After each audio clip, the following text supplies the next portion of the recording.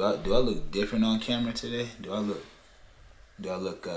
I mean, you editing this, so this is gonna be so funny post production. Do I look like I'm coming through clear, bro? you look like you got that shit on. What AB say? Put that shit on. Put that shit on. Hey. All right, enough fucking around. I mean, you can't see me, bro. You can't see me, bro. All right, I'm gonna see you in post. I had to hit the. I gotta see you in post, but enough of that. Enough of that. You fresh as hell, but what's going on? It's your boy Untamed, yeah, coming at you live for another episode of the Man What podcast. Man, what?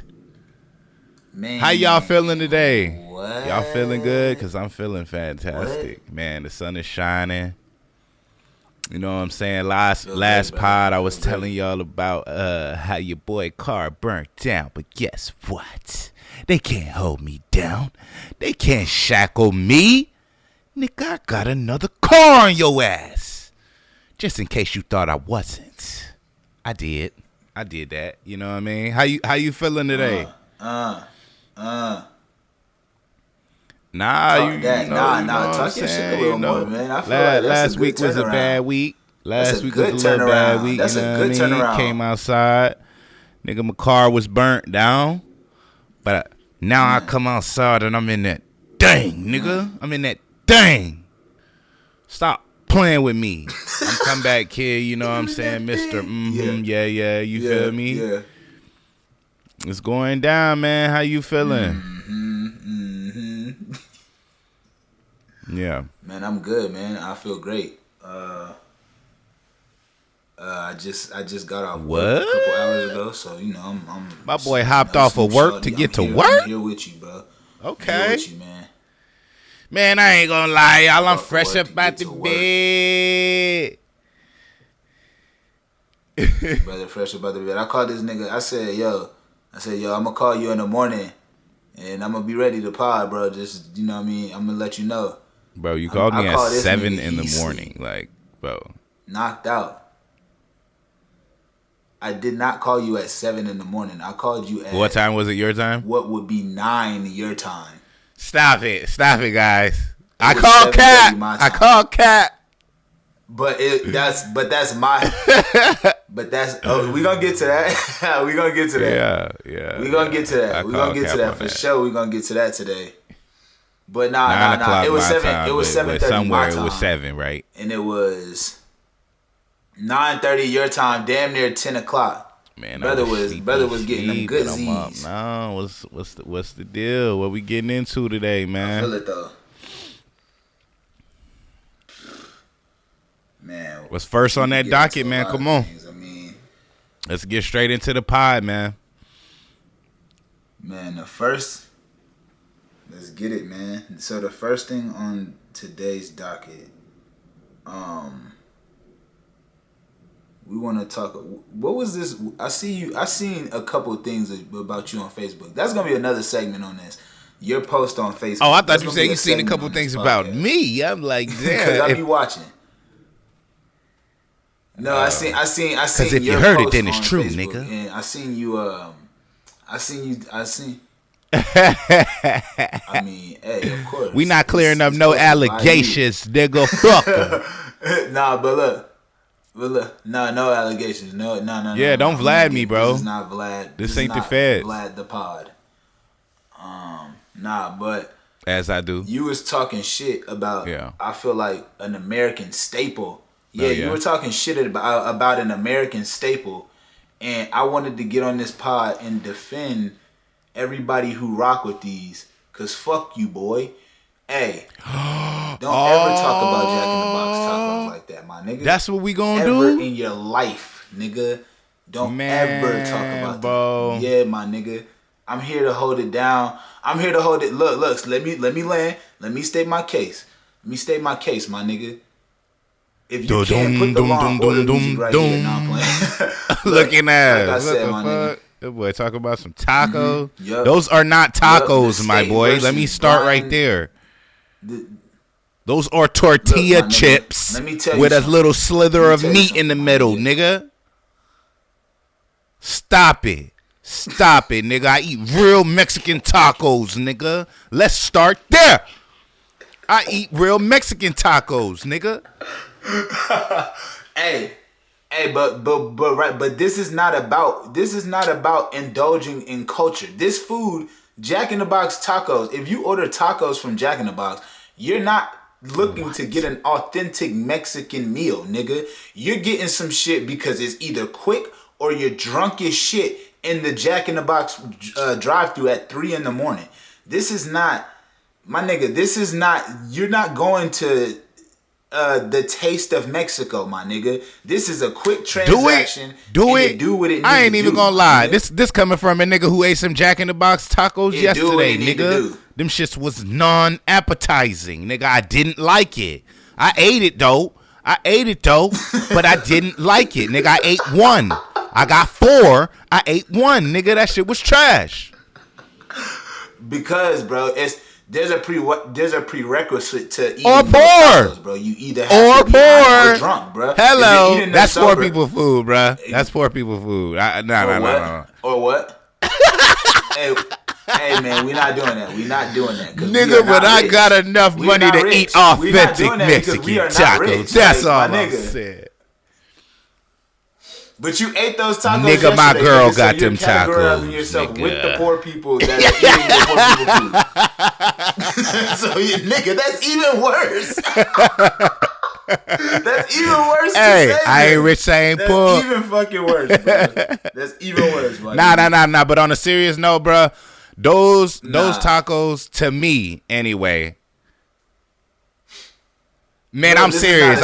Hold on, let me switch my face up, nigga. I'm serious. Tacos, there's a functionality to those tacos. I'd rather eat a jumbo jack with cheese than eat them hoes. Nigga, I'd rather get some curly fries and an extreme motherfucking breakfast sandwich. I mean, I'm not saying that Jack in the Box doesn't have better options. If you get in the tacos, I'm not gonna lie. If you get in the tacos, more than likely it's because you're on a little money budget for sure. You definitely on a little money budget if you get in them tacos. But what I will say is, them bitches clutch sometimes, bro.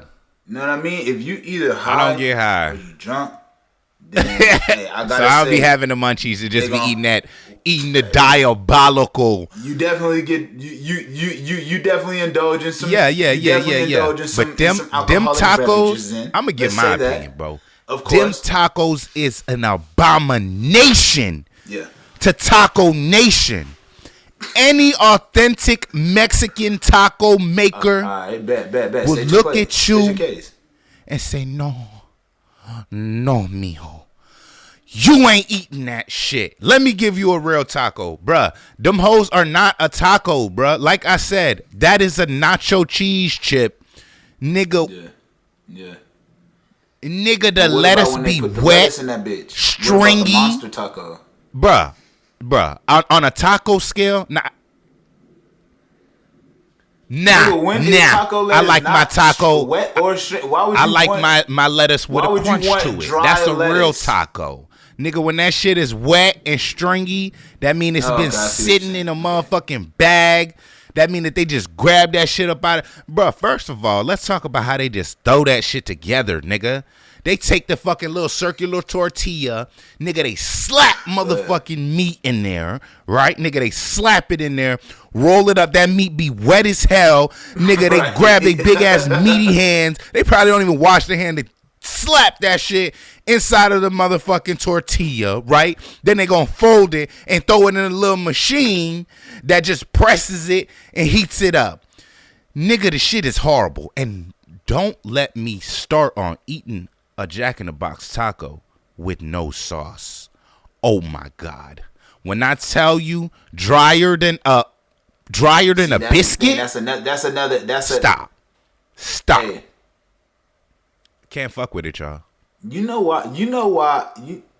Hey, you know what, bro? You know what?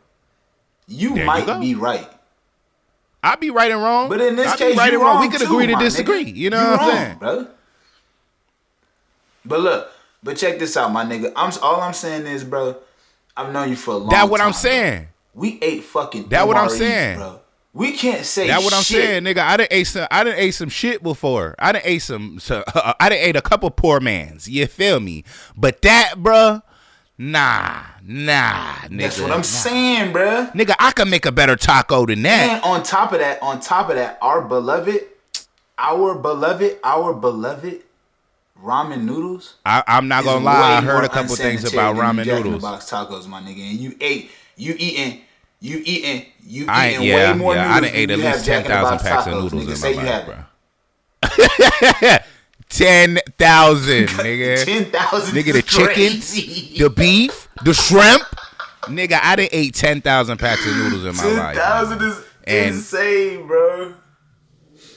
10,000. You know. 10,000 is egregious, bro. Nigga, I definitely ate 10,000 packs. Nigga, just remember when we was kids, bro. Nigga, we used to put 2 packs of noodles in the water, nigga. 2 at a time. But nigga, I ate all 24 of them. Bust them down the middle, 12 and 12, me and my little brother, nigga. I'm telling you, I done ate 10,000 packs. That's why I'm telling you, nigga. I'm coming from, you know what I mean? Hey, this is a perfect, you don't even know, this is a perfect segue. I'm calling cap on that, and this is the perfect segue. Yeah, to niggas just do be like glazing and acting like everything is possible. And look, bro. What you talking about, bro? I'm gonna step out on the ledge here, and I'm gonna call cap. What you talking about, man? What you mean calling cap? We talked about this. Explain it for the people, like. All right, so this segment is called I Call Cap, where we take things that are traditionally known to be fact. Okay. It sounds cool. Cap. Some people might call cap on the moon landing. Like I call cap on them tacos being legit. Cap. Brian called cap on the tacos being legit. I still think they're valid. Depending on drunk tacos, how high tacos. inebriated you actually are. Tortilla chips. Drunk tacos, high tacos, man. That's that. Okay. But I'm gonna step out on the ledge here. We moving straight to sports. Okay. You know I fuck with sports, man. I love basketball. Bro. You already know. I don't know. You already know what I'm about to say. What you talking about? I'm calling cap. Come on. Wilt. Nigga, what about Wilt? What you mean, Wilt? You talking about one of the greatest basketball players ever? Wilt. I'm calling. What's wrong with Wilt? Nah, bro. Man, spit it out, bro. You know what I'm about to say, bro. I'm calling cap. What? I'm calling cap on that 100-point game, my nigga. Do you hear this, man, y'all? Cap, my nigga. He said he is calling cap on Wilt Chamberlain's 100-point game. Come on. Everybody, let's comment down below. Let's comment down below. Tell this man something about Wilt. Please. It's cap. How is that cap, bro? It's cap. How? I'm going to tell you why it's cap, bro. Not you did the research. I did the research on this game. He did the research. Now, granted, yeah, this game was played in 1960. This game was played in 1962. There were indeed cameras in press during that time. Be it. Yeah. Of course. Or it wasn't as prevalent as it is now, though. Thing back then. I'm open to that. Now, it's not as prevalent as it is now. But that game was also played in a huge market. I guess you could say that. I want to let y'all know that there's no visual evidence of this game, and the only audio evidence of this game is in the fourth quarter. There were 4,000 people in attendance at this game. So you basically saying was no press that you don't believe that Wilt Chamberlain scored that 100-point game that everybody reveres. Man, what? No, I think it was a marketing ploy. No, I think that shit was a marketing ploy, nigga. They needed a way to make the NBA seem cool, and one man scoring 100 points just looks great in the paper. Brother, it looks great. Brother, man, amazing. Are you serious? It looks like, oh wow, we should tune into this. There were 4,000 people in attendance there. Scored 100 Don't you think somebody would have called cap on that game? 4,000 people in attendance, and none of them have ever come forward to say, I saw the 100 points. None of them were ever called for an interview. They were just regular people. They're probably old now. Why, that was 60 years ago. 1970s, 1980s interviews about him scoring 100 points. My nigga, there would at least be an interview in the 70s or the 60s later, even if it's 5-6 years later, where they're like, yo, I seen that. They didn't have video back then. They didn't have video like that. The NBA was not prevalent back then. They didn't know that it was going to be such a big market. My nigga, you can look up games played in the 70s. They can interview people talking about 100 points. Bro, that's now. They interview people for everything else. You telling me they couldn't find one of the? He was a black man. He was taller than everybody there. He got. Bro, I once seen online this man grabbed 50-something rebounds in one game. Like he was playing with little boys. Like he was playing with little kids basically. He was a tall ass motherfucker grabbing everything, dunking everything. I mean, lay up. They didn't dunk back then, but lay up. Let's say this nigga did do that. Why are we calling Wilt great? If you grab 51 boards against some niggas who were just playing a pickup game. Damn, I never heard nobody say no shit like that. That is ridiculous. So you don't think Will is great? I'm just saying, bro. We gotta call. I don't think. Okay, we can agree on that. Is great. He did a great. He scored 100 points in a game. He did a great thing. Bro, nobody's ever done that. Some motherfucking plumbers. Some plumbers? Against some plumbers, nigga. Against plumbers.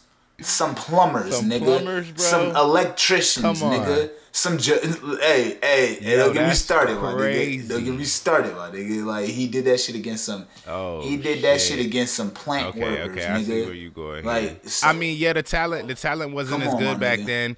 You know, it was a white man's league at first. I actually watched a movie, I think it was on Netflix, where they showed the first black man that got into the league. What was his name? It escapes me right now, but y'all, I know y'all seen that movie. Y'all seen it where the first black man to get into the league. Nigga, it wasn't a lot of. You talking about them? Are you talking about Jackie Robinson? Or are you talking about basketball? League. That is. Yeah, maybe. You talking about 42? Yeah, maybe. That's the one with Chadwick Boseman, bro. No. I'm pretty sure it was basketball, and it but was. I feel it the was same showing sentiment. The first Negro to get into the National Basketball League. This nigga was watching Love and Basketball. Y'all know what I'm talking about, though. This nigga was watching. Y'all know what movie I'm talking about. This nigga was watching Quincy McCall. He over here talking about baseball. This nigga was watching Quincy McCall. But fuck look, out of here, boy. But look, nigga was watching Omar what I X do know is that when he did get inducted into the NBA, bro, he was better than most of the other white people that were up there, the plumbers, as you call them, that were playing basketball. He was better. He was more flashy. Astronomical. Yeah, he was stronger, he was just bigger, a physical. He had a physical advantage over niggas who, bro, they didn't even, bro, what type of training was them niggas doing back then? It's nothing compared to what niggas are doing now. These are elite. So basically you saying that back then, everybody that played is a bum and they wouldn't last a second playing games with these NBA players now. I'm saying they would. But what year are you going up to? Because we were just talking about the 60s. I mean, it's a couple of teams that was in the 90s. The Pistons, Bad Boys. We talking about the year 1962. The Bulls. All right, go look up the NBA. Look up NBA players in 1962, and I want you to grab the best 10, and then we're gonna grab the best 10 from this era. From 2024, And then we gonna see who you think would win. I find it real funny that NBA and by was how like much created by the white man, right? But on majority of people's top 10 lists, most of the players are either black or like European or I mean that's white, but you know most of them are black. Come on, bro. Come on, my nigga. I think the only sport niggas haven't dominated. I don't even watch hockey. I'm not gonna lie to you. And I hope it's a little nigga out there. I hope it's a little nigga out there that's just getting dumb good at hockey. I be betting on hockey on Prize Picks though. Dominate every sport. They don't sponsor us though. Hey, look. I said I be betting on hockey on Prize Picks, what? But they don't sponsor us. So. Man, we can't even play. Damn! Oh yeah, you out of there? I forgot you in the Las Vegas, the place with the dome, man. But that's crazy that you called cap on Wilt Chamberlain's 100-point game. I find that really, really disrespectful of you. Cap, he scored like look, bro. Look, I'm gonna say this. He probably scored like 75, bro. 78, 79. I'm dead. Like. I've never heard of no shit like that, bro. Type shit. Man, they gonna be on your head on that take. I swear. They gonna get on your top. I don't give a fuck.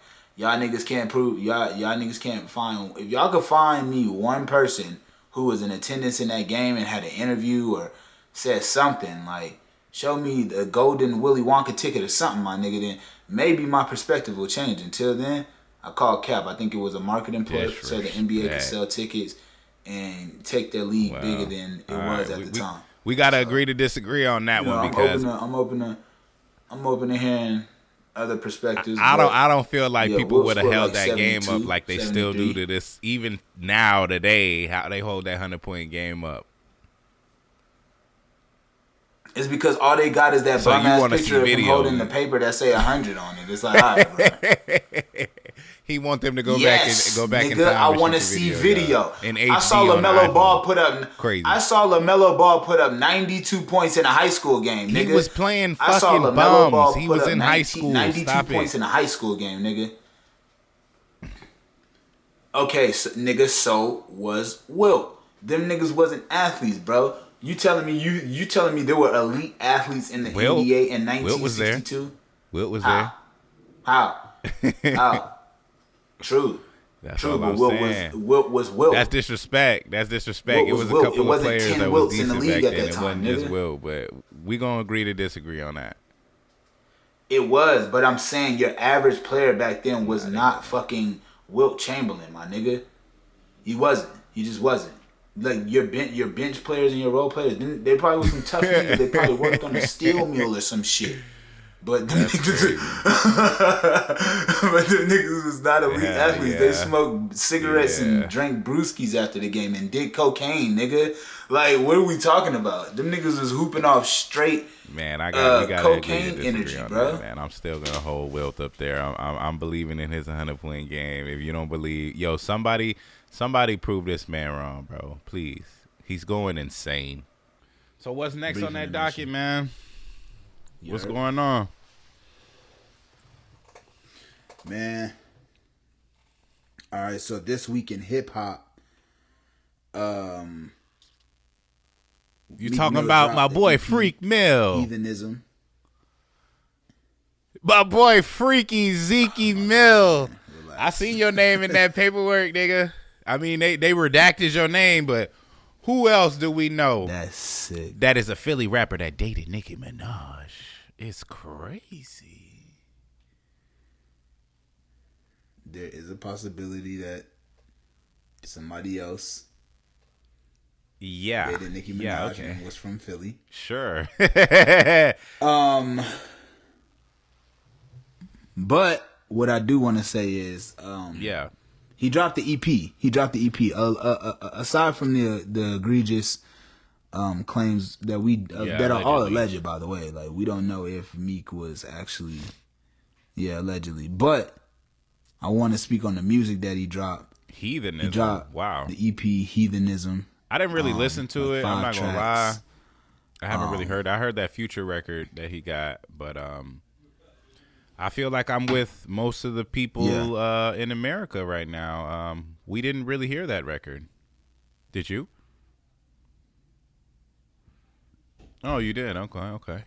Yes, I did listen to the EP. I listened to the Meek EP. I am definitely someone who's always gonna check out Meek Mill anytime he drops, just based off of 2 projects. Because I won't say I like every Meek project, but for me, DC4, and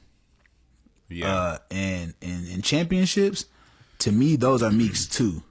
Those are the ones. So based off those, I'm always gonna listen to his projects, just because I'm like, okay, let me see if he gave me some of that like championships vibe, or if I hear DC4 vibes, I'm there. So yeah, I definitely checked this project out. It's like I said, it's only 5 songs. I want to pull it up because there's a few songs I wanna really highlight.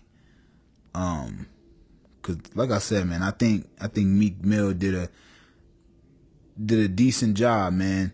He did a really decent job. He got a song called "Whatever I Want." I listened to that song too. I heard that. That was all right. That's definitely could be something this summer. Big Boy is definitely gonna be something this summer, and then the record with Future giving Chanel is definitely gonna be something this summer, man. Like I said, Meek dropped a little 5-pack. But the news about this project was that after, the project came out February 29th. Today it is March 10th, so it's been out maybe like 10 days. What's the numbers looking like, man? So the news surrounding the album is that it only sold 6K first week. I mean, it's not all about the numbers. It was some good music, but where's your budget, Meek? Why you didn't put no money behind your project, bud? What's going on here? You're a millionaire, right? So why didn't you put any money behind promotion of your album? See, I think Meek thought, this is the same man who was on the Breakfast Club that said he would never. He said, I'm a big dog. I'm a big dog in this game. You would never catch me selling less than 100K. Ooh, Meek. That did not age well, did it? That's tough. Now, it's good music. I won't say that the music isn't good. But, bro, you got to put money behind this stuff. I know you're independent now, but that's crazy for you to sell 6K. That's crazy. Like, that's ridiculous. So, like I said, it was a good project, but he didn't have no promotion, no radio play, no billboards, no nothing. And even though it's just an EP, I think we was talking about this on the last pod, that even though it's an EP, bro, everything is an album, basically, nowadays. Like, everything is an album. He put that out for us to consume. We talked about that out for us to listen to, and it made him money. So that is an album. Yeah, private conversation. So for you to not put any money behind it is ridiculous. But it doesn't have the traditional runtime of an album. Okay. It has the runtime of an EP. It's 5 tracks. All the tracks aren't even long. Like, so if like I'm looking at the total minutes for the EP now. Bro, it's 5 tracks, 15 minutes. Bro, 6K is egregious. Can you really call that an album? It's an official release for sure. I'm not taking away from that. And selling 6K on an official release for an artist of Meek's caliber, Meek Mill is a legend. Does seem a little low, but it does seem not even a little music, low. It's low. But to sell 6K is crazy, especially after getting into it with an artist like Trippie Redd, right? But and talking shit about how he only sold a certain amount and stuff like that. And then what I think is, I don't think Meek is a bad artist. I just think that he's very, very, very. He's a pompous. He might be a dickhead. Behind the scenes, because it takes. What we don't realize is that it takes a lot of the people behind the scenes, behind in the label, to push your shit, to post your shit. And if you're an asshole to those people, and arrogant around those people, they're just simply not going to post it. They're just simply not going to write an editorial about it. They're just simply not going to do a blog about it. And that's what I feel like happened with this project. Like, nobody in the industry, as far as behind the scenes, really championed this. They didn't really help him, right? Because you need help to sell records. It's not just about, well, you can see it with Meek. It's not just about having a hot name and putting out a project and it's just going to sell.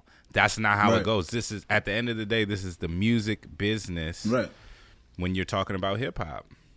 So, true. My pushback I offer is, first, let's preface this with a few things. Meek is not part of a label anymore. Meek is independent. As far as we know, his past 2 projects have been independent, which sold at like 30K, which was that was okay, than like 3 months ago. But I think that Ross really helped with 30. That. That's okay, yeah, 1,000%. Because Ross has a. Here's the thing, and I want to get to this, so just let me cook real quick, because I think this is the ultimate thing that Meek is suffering from. Meek is off of the label. Yeah, he's so independent. He has to put his own budget forth, which he didn't. He thought that his name would just sell the record, and it didn't.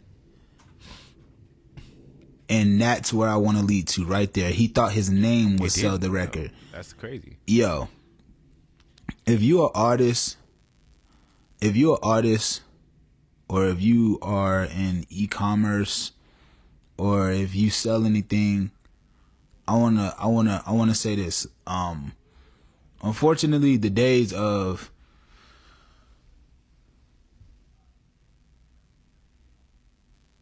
your record being what gets you, I guess, a career. Exactly. It's gone, bro.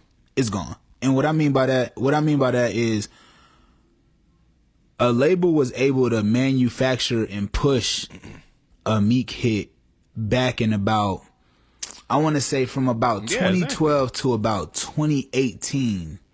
2010 to about 2018 was when a record label could push a Meek record. They could push a Jeremiah record. They could push a record where you can tell that some A&Rs were behind it and the label was really trying to push this record. The thing about now is, a lot of new artists and a lot of young fans, they're not connected to songs. They're more so connected to brands. They're connected to personalities. They're connected to people. And I don't think Meek has a consistent brand that makes people fans of Meek more than they are a fan of maybe a song he's made.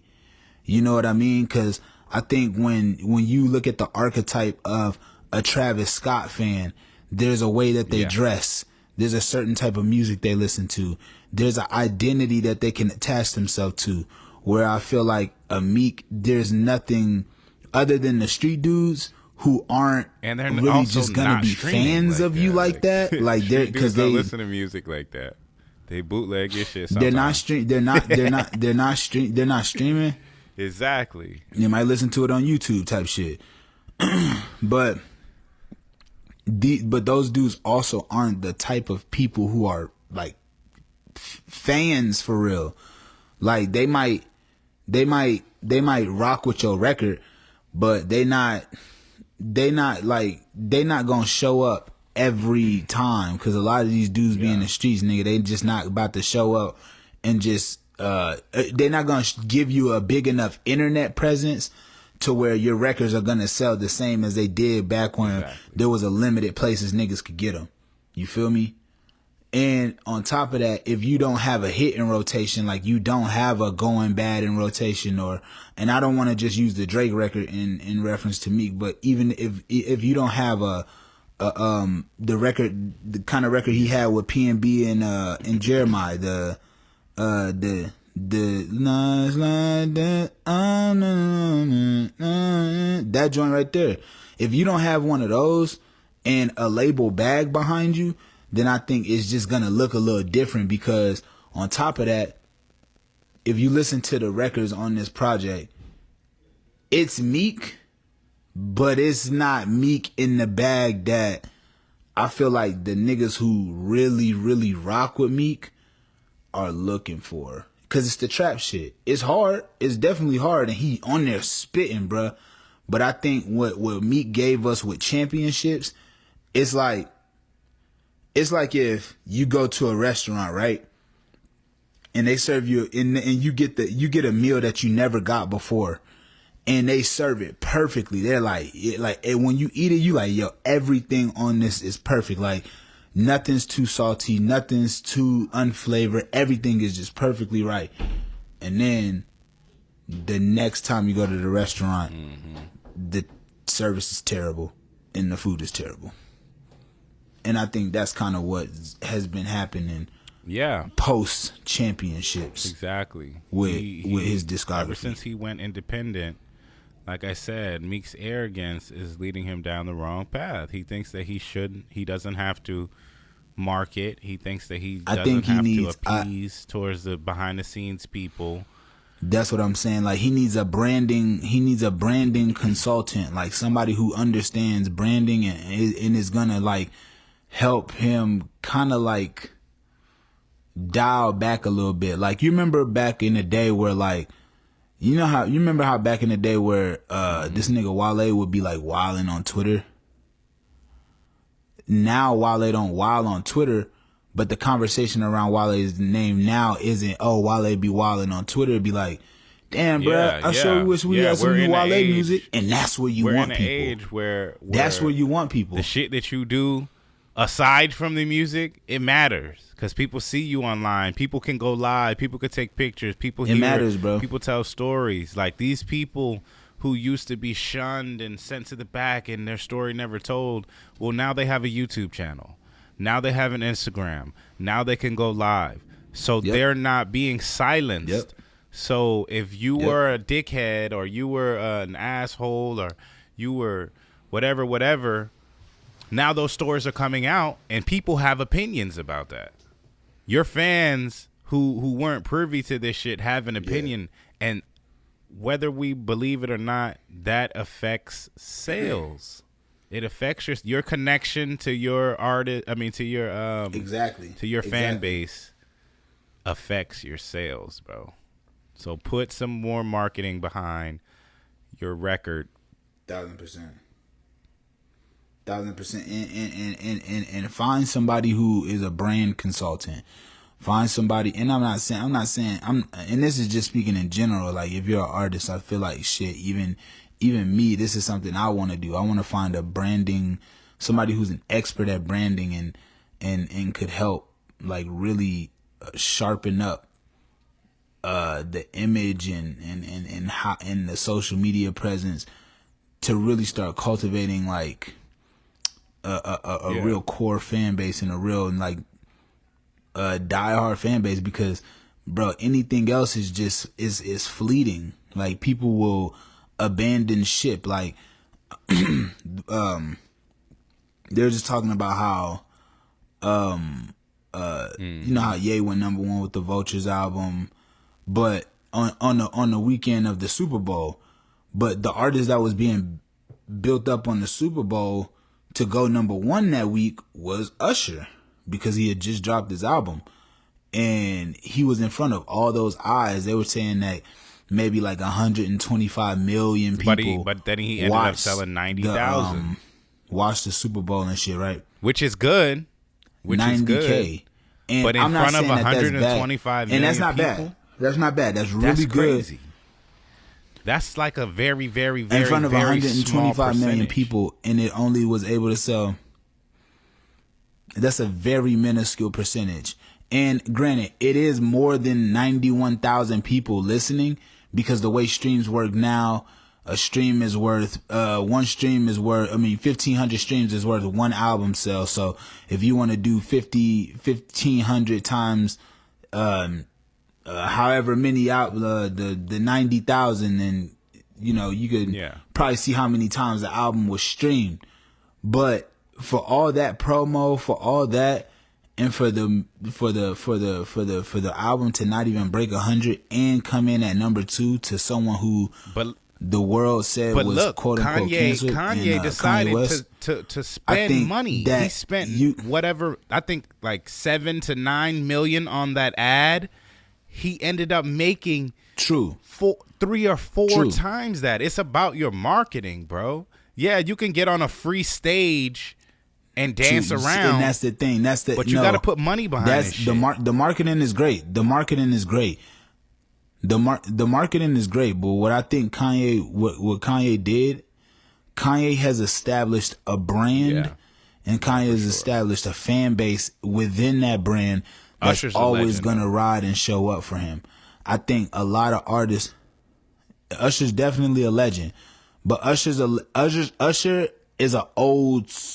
I don't want to say an old school legend, but when Usher came, the way Usher came into the music business, the archetype for the music business was completely different. Yeah, you had to worry about selling or maintaining an image and selling the best music as possible.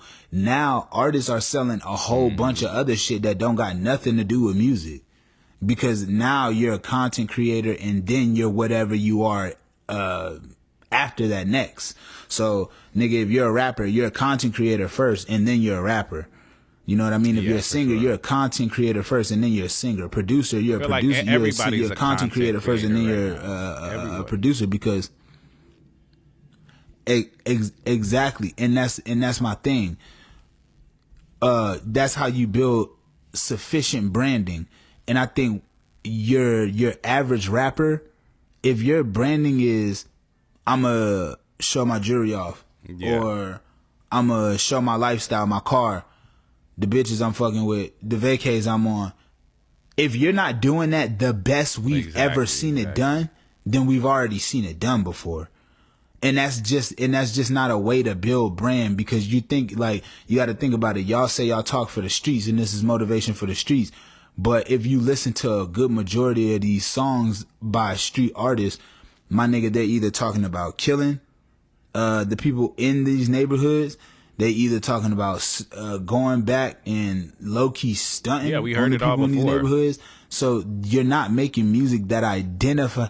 Exactly. You're not making music that identifies with these people. You're actually making music that makes these people feel bad about their situation. And also, there's a new street rapper. Very much so cringe.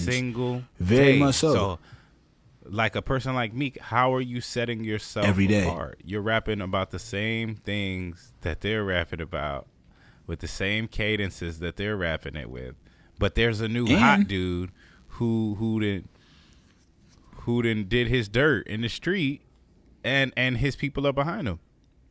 Yeah, and probably can do it better. They didn't listen to your style, and probably could do it better. Formulated something that was better. Probably could do it better, because exactly, you got to think about it. It happens to a lot of people. Like, if you think about Kid Cudi and Travis, Cudi had a sound. Travis took elements of it and built upon it to make it more listenable for your average ear. Cause Cudi he's an artist, so he's gonna get into his weird bag sometimes.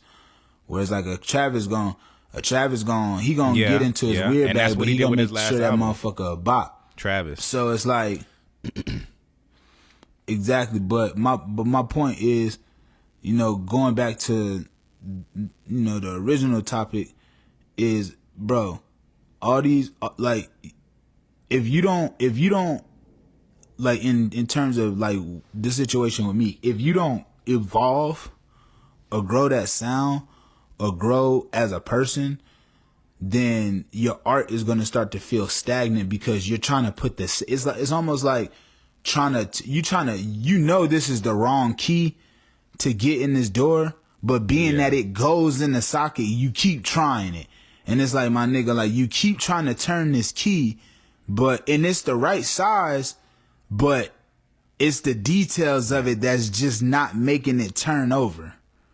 And I think when the only way you could really make a breakthrough, because you got to think about it, What makes a artist pop?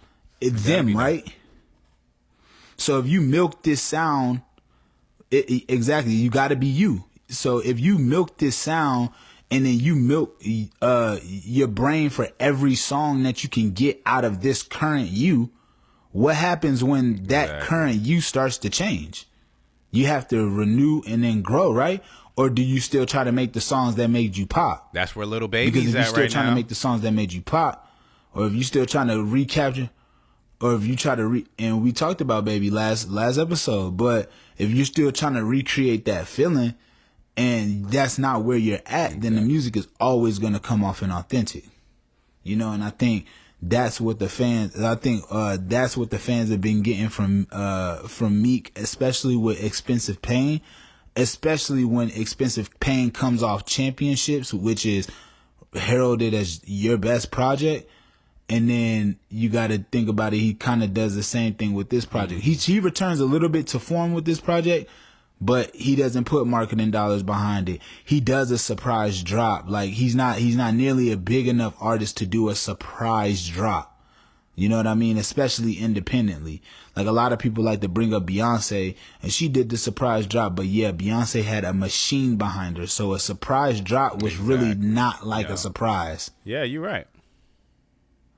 You know what I mean? So a surprise drop saying, yo, I'm going to upload this to my TuneCore and then it's going to be up Friday. That's the surprise drop. Well, that could be bad because we've heard what money sounds like behind your project. You know what I mean? So when you know what money sounds like behind the project, it's like, it's a certain level you got to stay at now. No matter how big you get, no matter how big you think your name is, no matter how I was yapping on that bitch, but it's big all your good. business gets, you always need marketing. You always need advertising. You have to reach new people. There's new people that turn of age. Always. And strong branding. That's more important than marketing and promo, man. And advertising, like strong branding, knowing who you're trying to reach. You know what I mean? Like you can't go in a vegan restaurant trying to sell steak. Like you got to know who you're trying to talk to. Who does your brand identify with? Who are you speaking to? Who's the person that's going to be like, yo, I'm going to put this shirt on, or yo, I'm going to play this song, and yo, I'm going to like, what are you identifying with?